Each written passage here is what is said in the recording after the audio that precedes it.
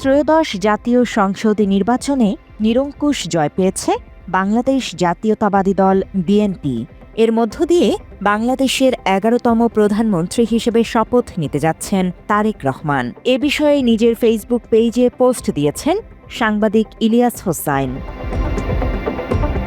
ওই পোস্টে তিনি তারেক রহমানকে প্রধানমন্ত্রী হিসেবে সম্বোধন করে লিখেছেন, মাননীয় প্রধানমন্ত্রী তারেক রহমান, আপনারা ভোট চুরি করে জিতেছেন, তারপরেও মেনে নিলাম। কারণ গেল ১৭ বছরে বিএনপি যে নির্যাতন সহ্য করেছে তার বিনিময়ে ৫ বছর দেশ পরিচালনার সুযোগ ডিজার্ভ করে।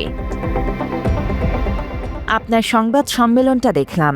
আপনি দেশে ফেরার পর যত বক্তব্য দিয়েছেন, আজকের বক্তব্য ছিল সেরা।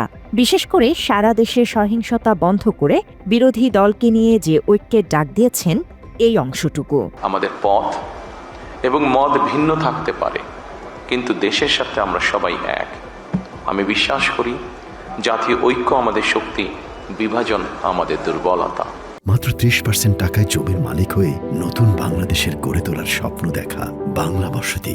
তবে আপনার কথাটি যদি সত্যি মন থেকে বলে থাকেন, তাহলে এরপর আর কোনো ঘটনা ঘটলে আশা করি আইনানুগ ব্যবস্থা নেবেন।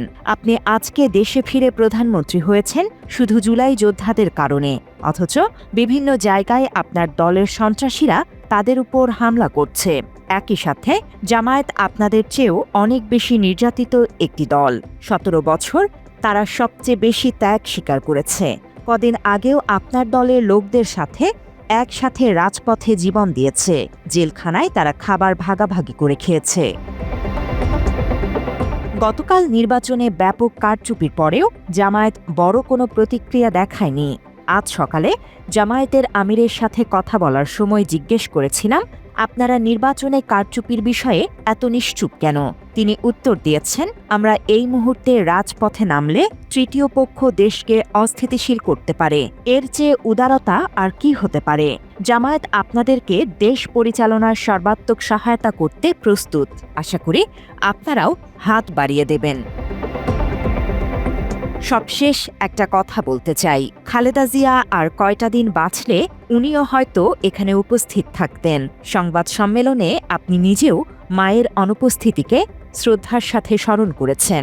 এমন এক আনন্দঘন পরিবেশে আপসীন দেশনেত্রী বেগম খালেদা জিয়ার অনুপস্থিতি আমাদেরকে করেছে ভারাক্রান্ত।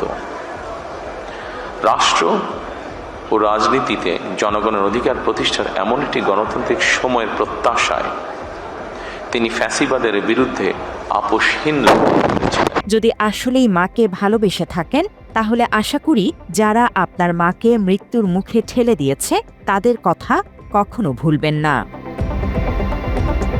News desk, Bangla addition.